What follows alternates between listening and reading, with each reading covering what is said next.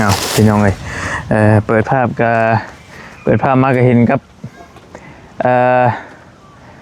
มิเตอร์ไฟเนาะอยู่เพื่อนสาวเตวหรือว่าเพื่อนสาวจอยเฮานี่แหละพี่น้องเนาะมีพี่น้องถามเขามาหลายเรื่องฟืนเรื่องไฟฟ้าสาวเตวหรือว่าสาวจอยเนาะพี่น้องเนาะว่าบริลืมแล้วบ่นั่นโน่นนี่นะพี่น้องเนาะเอ้าอันนี้ก็เป็นทาสีเรียบร้อยแล้วนี่พี่น้อง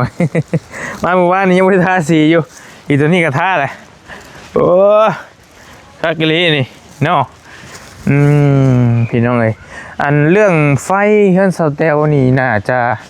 เพิ่นเอามาใส่2 อันแล้วบ่นี่ไปเห็นตะกี้คือเห็นอันเดียวเนาะมี2 อันแล้วเด้พี่น้อง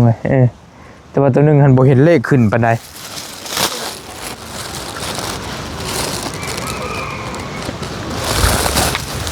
นี่ตัวนี้มันเลขมันหายบ่รู้ว่าได้ตัวนี้มีอยู่เลขนี่ตัวนี้พี่น้องเนาะก็ช่างอันตอนแรกเพิ่นเว้าว่าสิแล้วเรื่องไฟหันเพิ่นว่าสิมาดำเนินการเขาและสเตลก็ถาม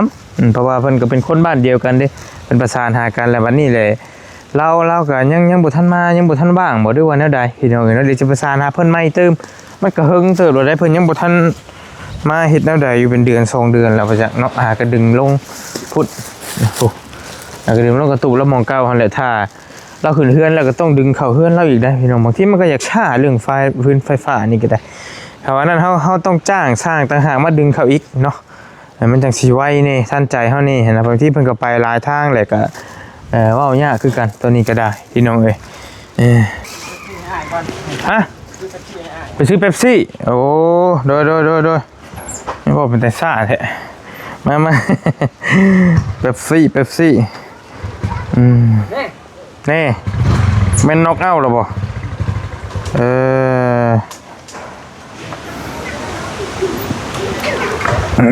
บริหาคนหาเบอร์ก่อนคือเป๊ปซี่อยู่ใช้เปล่าอ่านทางนั้นในบ้านนี่บ่อันช่างเราอยู่นี่บ่สร้างเฮ็ดสแตลช่างอันท่าสีนี่เมื่อแล้วบ่เจ้าเฮือนเราอยู่บ่ไปถามสแตลด้วยฮะแล้วให้เจ้านำเรามาพี่นี่ขอจะเอาเงินให้เราบืนเนี่ยมันเนี่ย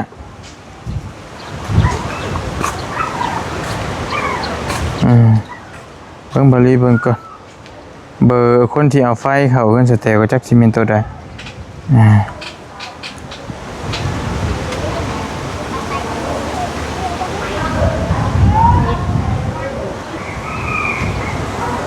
จักไป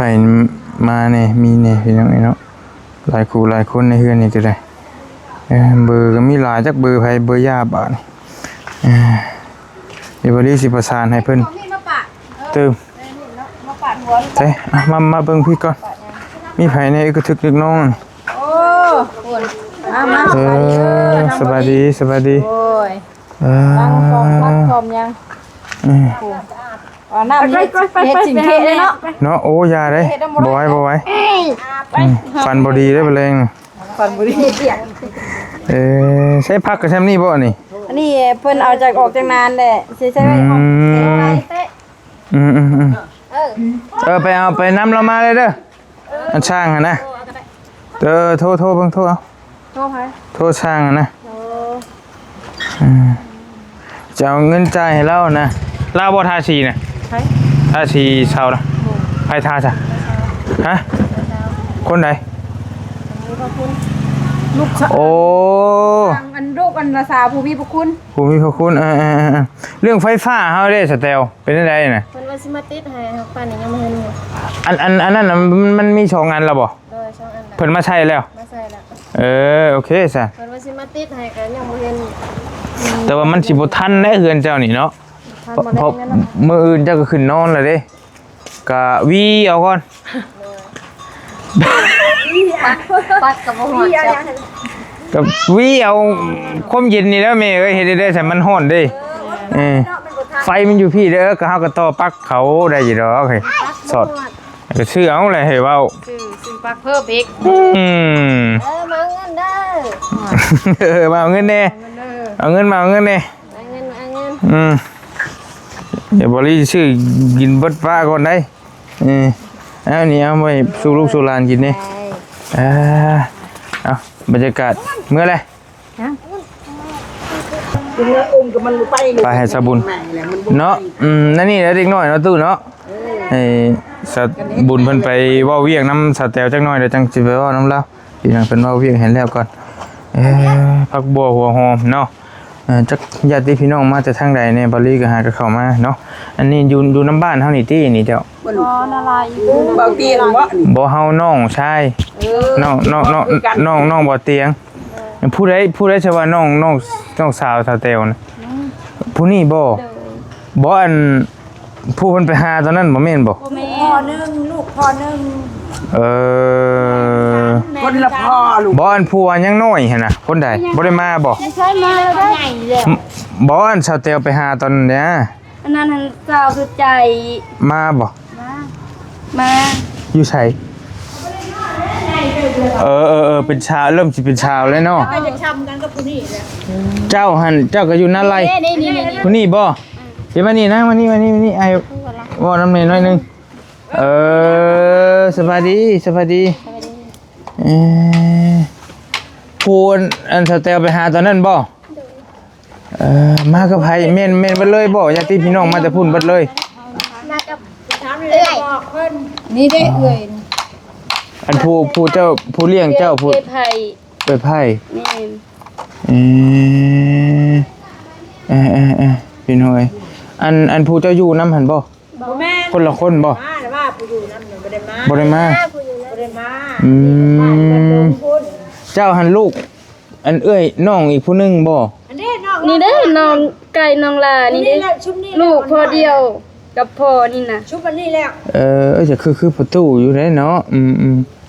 แม่เดียวพอเดียวกับผู้นี้ก็แม่นแล้ววะผู้เดียวพอเดียวน่ะโอ้ยนักถ่ายยาเพิ่นดอกเอากระดังเฮลมาอยู่พี่เลยบ่นางมาอยู่เอื้อยพี่เลยบ่นางสุดใจเขาผู้เลี้ยงหันบ่ได้ให้มาอยู่เขาเลี้ยงให้มาเขาถามดิสิดอกถามหยอกดิสิดอกพี่น้อยอันจักปีแหละนางเจ้าจักปีแหละ15 ปีเจ้าที่17ยังบ่ได้มีครอบครัวบ่มีแล้วมีลูกเลยพี่น้องผู้เลี้ยงน้ำน่ะบ่ให้มาคืออีหล่ะนี่ก็ได้ติ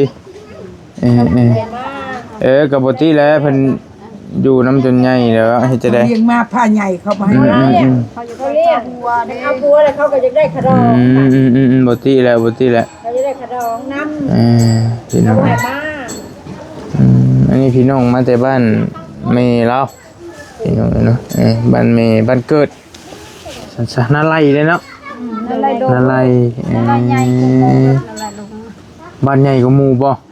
โอ้ไม่เท่านี้กูแม่นได้หรอพี่ได้บ้านมันก็โคกเราที่นี่บ่ร้านนี่แก้วร้านโดย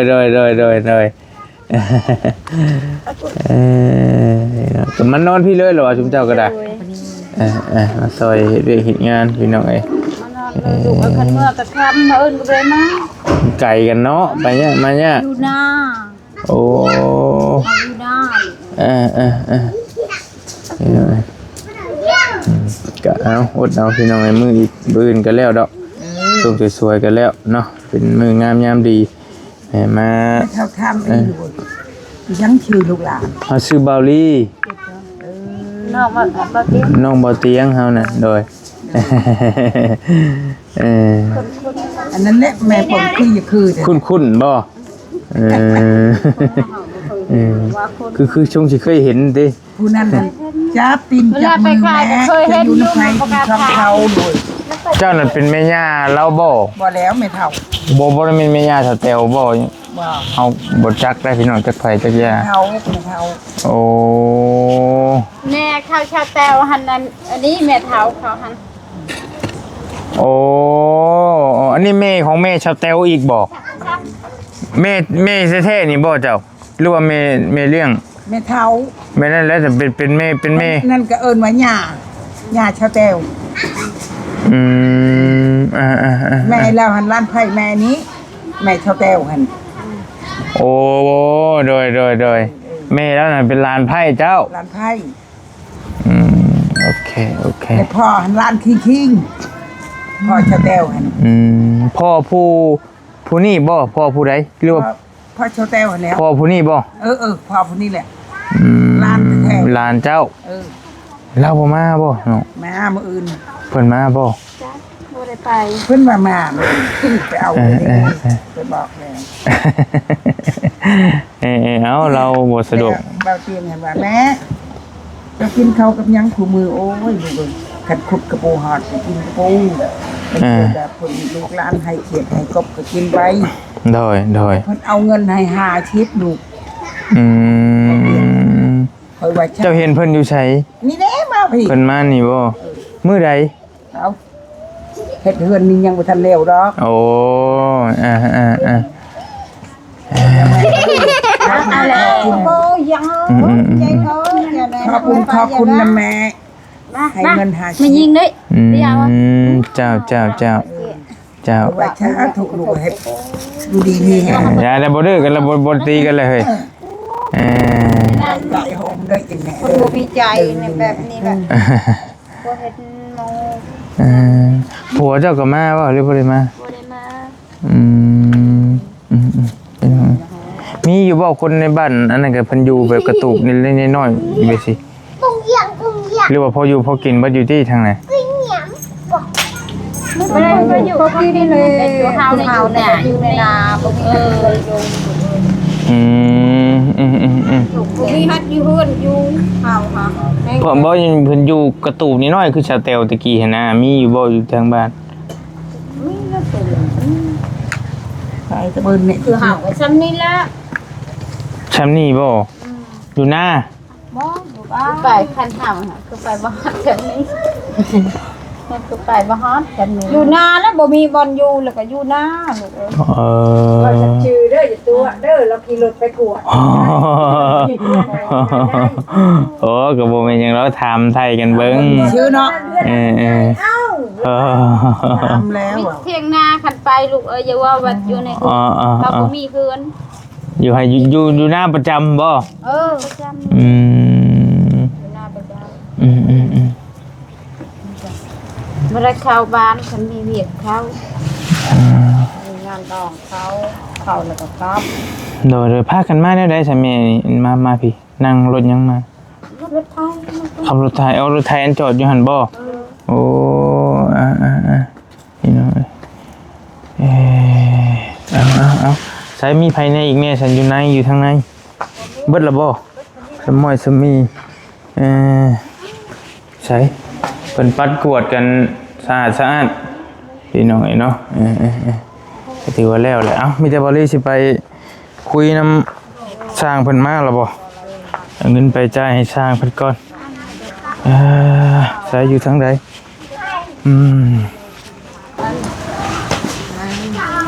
มาพี่น้องเมย์เพิ่นมาแล้วสวัสดีแม่สวัสดีพี่มานั่งโต๊ะพี่ก็ได้พี่ไม่นั่งอยู่พี่ก็ได้นอนหากระตื่นบ่โอ้คักจะได้นอนเว้นนอนมนคืออย่างนี้ ก็ได้พักแล้วนอน ให้ยังอีกได้ทำเว้ยให้เอ้ยไปลิ้นดูหาให้เอ้ยไปลิ้นดูหาเพิ่นหิวข้าวมากินแม่ข้าวใช่ว่าซื้อให้กินนี่ตัวข้าวผัดฮะไปจับไปอุ้มแล้วมานั่งกินรถไปน้อยมันนี่เป็นเนาะมืดก็จะหายใจพร้อมกันชื่อเว้ยก็เลยเขาก็แม่เลี้ยวแล้วว่าประเทศไทยว่าวันนี้โดยแล้วบ่มีงานนะจากมือเห็ดเฉาเขาแล้วเฮ็ดเช้า2มื้อชวนลุงได้เฮ็ดซอย โอ้2มื้อเขาจะว่าเฮ็ดผู้เดียวผัดบ่มีผู้จักขึ้นเด้จับซอยเป็นลุงเฮ็ดซอย2มื้อนึงก็มือนึงหันก็เทแล้วก็มือนึงก็ลาบแล้วก็ใส่บัวเทวิเทใส่บัวอีกคือเป็น2มื้อกับมันเห็ด หลังเดี๋ยวลูก โดยไปเลยไม่ตู้ไปเลย พี่น้องเพิ่นทาสี อยากจักหน้อยแน่ เรียบร้อยแล้วก็ราคาสีและงามเลยล่ะ ก็งามอยู่เนาะ ต้นนึงก็คือจังเอาตัวนี้ใส่บัดก็ใครแน่เนาะใครตัวมีต้นเดียวตรงนี้ คันว่ามีกำแพงนิ่งไปเลยบ่แฮงคักแล้วพี่น้องเอ้ย งามจ้ะ สบายดีบาลี ฮะมันอยู่ๆมันสบายดีบัดนี้ที่เห็นกันแต่หึงแล้วก็ได้ สบายดี เอานั่งลงก่อนพูดปากได้ปานเอามากามามอง ไฟเจ้านั่นเพิ่นเอามาแบ่งคนละมิเตอร์แล้วเหรอวะคนละอันแล้วเหรอวะแต่มันยังเหลือตัวนิ่งเขาเพื่อนเจ้าบัดนี้โอเคอะไรแบ่งเอาเบิ่ง พอตะกี้น่ะใช่อันเดียวก็วัดเด้แล้วเขาเจ้าเพิ่นมาเก็บสเตลพี่เบิดก็อย่างยากหน่อยนึงพี่น้องยังเหลือแต่ให้เขาเจ้า สิเอาเข้านี่อีกนุ๊ก แม่นมันบ่เราว่าสินิ่งให้ฟรี เอา แต่ว่าบัดจักยามใดบัดนี้สิมาหาหน้าความหมายว่า แล้วจะเอาแม่เบิ่งแล้วจะเอาแม่เบิ่งไปจานถ่ายพี่นี่มันจะมีจานถ่าย แล้วซื้อยังผูกมาเอาเขา ดัง เบอร์เฮาแล้วเบอร์แล้วเฮาก็ลืมนะฮะก็บ่เห็น มีโตมบ่ แต่เพิ่นมาเก็บผูกเก็บไฟเห็นนะมี่ บ่ต่าง เอาแล้วเราโทรให้ผู้นั้นมาเขาต่างหากเด้ ผู้เก็บไฟเอาผู้บ้านเด้บ้านนครหัวให้เด้ให้ทำเด้ มันมีการไฟฟ้าต่างหากอีกเพิ่นรู้จักกันนะเบิ่งจะมีเบอร์แล้วบ่ใช่สแตล พ่นเขาจะให้จับจังใส่ปลั๊กไฟยันนุก เดี๋ยวนี่ไฟฟ้าบ้านสแตล อันรถอัน เบิ่งเอาบ่ลีสิโทรเบิ่งเลยเอา ไปซื้อไก่หน่อยนะ สิโทรให้เบิ่งเลยพี่น้องไอ้ว่าเพิ่นสิว่าแนวใดพี่น้องว่า แม่ล่ะจะโอเคบ่ตลาดเล็ก มื้อใดยามใดเบิ่ง เครื่องไก่เจาะพักคน ตลาดแรงอะไรเด้กัน ไก่ภาควัน อะไรต้มเรียบร้อยเยอะมาต้มเตาสารเรื่อยมันดอกของอาจารย์นี่เราจะเอ็นต้มบุญเอ็ดพรางนึงอันถึกด้วยอะไรกลัวเอาเรียบร้อยเยอะอะไรต้มเรียบร้อยกลัวเอาเรียบร้อยแต่มันต้มให้อยู่ต้มเบิ้ง บ่ฮับซับบาด จังบ่ต้องเห็นดีเด้อ สร้างไฟฟ้าบ้านสเตลพี่น้องเอ้ยอยู่หน้าไป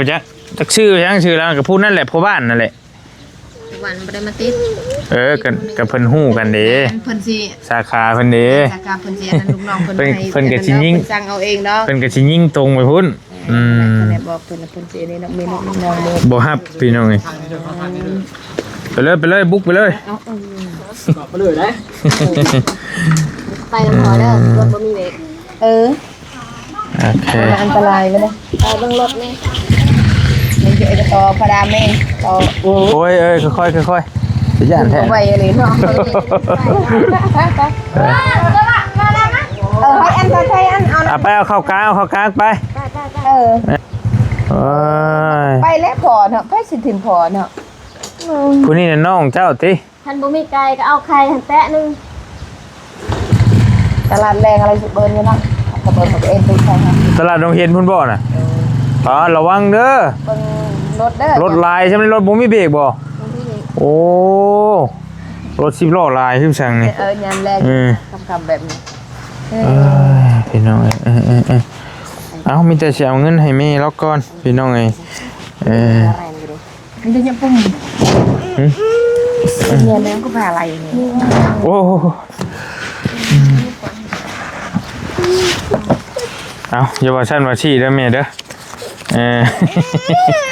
เงินหั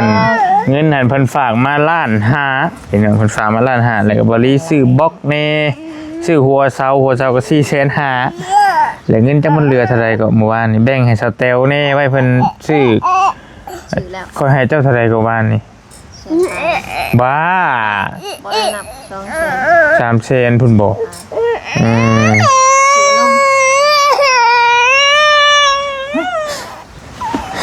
เป็นบ้า เอามีแต่เฮา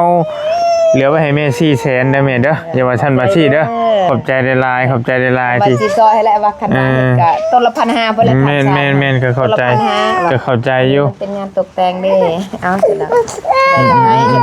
ก็เข้าใจต่าง แบ่งกันกับพ่อลุงนั่นแหละเอาพ่อลุงมาเฮ็ด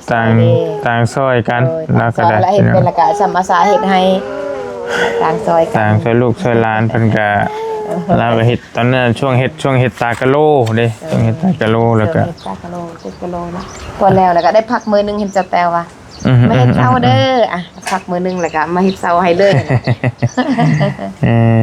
ใจฉันนะ แต่ว่าถ้าจ้างอีหลีเฮาก็บ่มันบ่ได้ดอกอันนี้ต่างเราซอย ถามแล้วถามสร้างหัน1,500เอาซั่นเอาไว้พัน 1,500หรือ1,500หรือต้นละพัน ต้นละพันหรือ1,500เนี่ย แม่น ในเฮือนเสาฝนหันต้นน้อยหันต้นละพันว่าซั่นอันนี้ใส่บัวให้พร้อมในเทก็นะบ่ว่าหยังเสร็จแล้วก็ดีน้อยหลายก็บ่ว่าหยังเสร็จแล้ว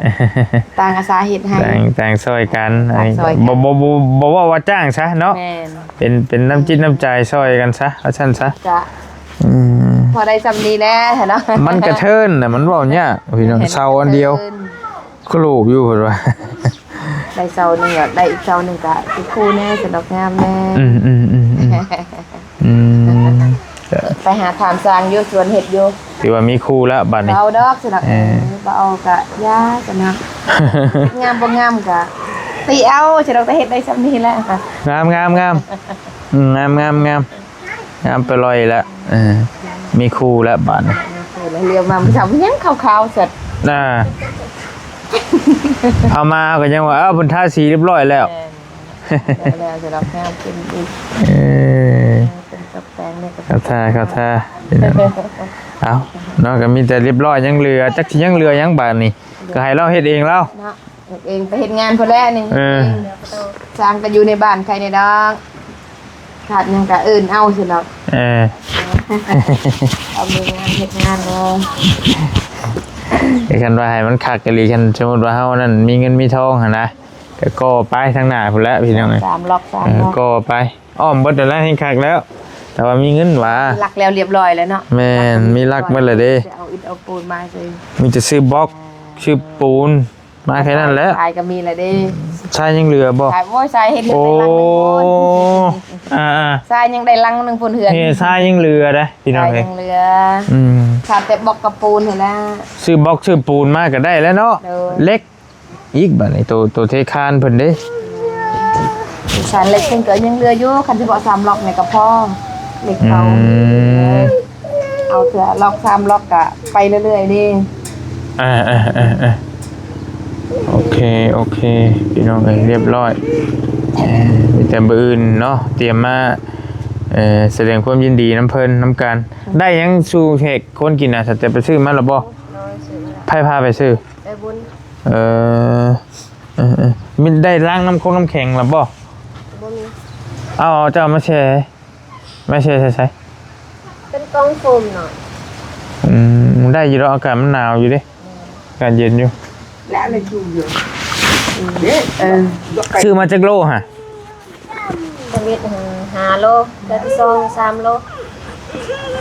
8 โล กาแฟเนาะเนื้อหมูเนื้อ ก็ โลละแสน กาแฟอยู่ได้แต่ว่าเนื้อหมู กินซำเฮามีหั่นแหละเฮ็ดได้ซะมีซำใดก็กินซำนั้นแล้ว ใช่แต่ว่าเอาผักเขาเทื่อเดียวนั่นแหละ เฮ้ยเยอะก็ไปจูเลยก็น้ำไป ลืมเลย ดูแล้ว เบิ่นว่าปะทางผ่านพอดีเนาะ โอ้ย วันนั้นแล้วเราเมื่อน้ำใครก็ได้ไหมลืมนะ มันเมื่อเลยว้า สบุญบ่ตายคักบาดนี่ไปสิมาส่งบาดนี่ จักแล้วคอยยังเมื่อไหร่ บาลีได้สิขึ้นทางพุ่นนี่เด้ เอาสิไปโรงเรียนหั่นน่ะเกินไปตู้อยู่ไสล่ะ บ้านนก้อยโพบพุ่นแน่ อยู่หม่องใด ห้างที่ชมมันเองห้างที่ชม วัดนี่แหละบ่เห็นวัดกับแม่นเห็นเฮือนใครแต่ว่าทางผ่านทางนั้นเนาะสาวบุญหันลืมแล้วยันว่าไม่โตสิมานอนบ่ขึ้นเบิ่งหั่น มัน นะ ทำแล้วเจ้าชิเมื่อบ่แม่บ้านเนาะเมื่อ เดี๋ยวเฮาเล่นลงไปส่งก็ได้ ติดวัดแล้วเห็นวัดกับแม่นโลด เฮาสิเล่นลงไปส่งก็ได้บ่เป็นหยังอันนั้นเด้อแม่เด้อขอบใจหลายๆเด้อ วันนี้ ขอบใจหลายๆมื้อ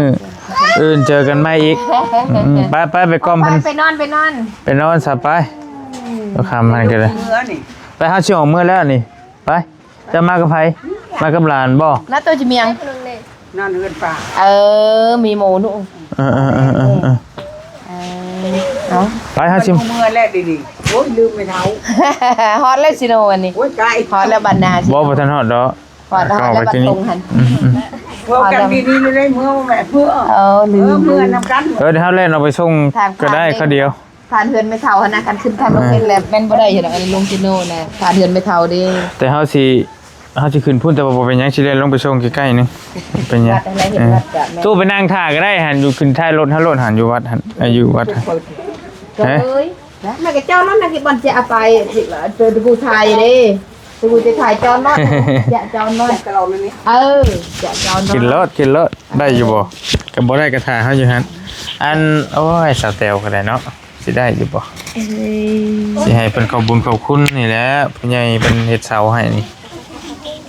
เป็นจะได้อยู่บ่ แล้วอะไร บ่ได้แท้ๆน่ะบ่ได้แท้ ใช่น่ะกินน้ำเย็นๆกันเด้อมานี่ ๆให้น้ำไปน้ำก่อนบ่ ไปอยู่หลอกไปไปลองหลอกไป อยู่หาแล้วก็อยู่อัน หลอกไป กินมะนาวนี่ เพิ่นบ่ลึงไปซ้ํบาดนี่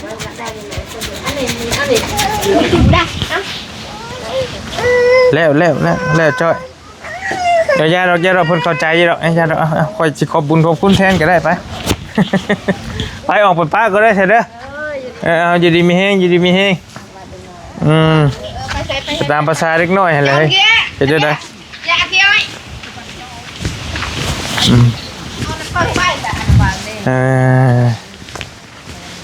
ไปพี่น้องบอลี่ขอโตจบคลิปปิดคลิปเดินทางไปเวียกต่อก่อนบัดนี้สิไปบ้านน้าเพกนะพี่น้องเนาะขอบใจได้หลายแม่ นี่จะเอาเงินมาจ่ายให้แม่แล้วค่าเซาพี่น้องเอ้ยเนาะก็ต่างเฮ็ดต่างซอยให้แหละว่าซั่นซะซอยแล้วนี่ก็ได้ผมบ่ต้องว่าจ้างดอกต่างซอยกันเฮ็ดได้เอาขอบคุณหลายๆผู้ใหญ่ใจบุญเนาะเพิ่นเป็นคนลาวเฮานี่แหละเพิ่นฝากเงินมาซอยเฮ็ดเสาให้สาวแตวแน่ว่าซั่นบ่มีครูมีคิงเนาะก็งามแล้วบัดนี้พี่น้องเอ้ย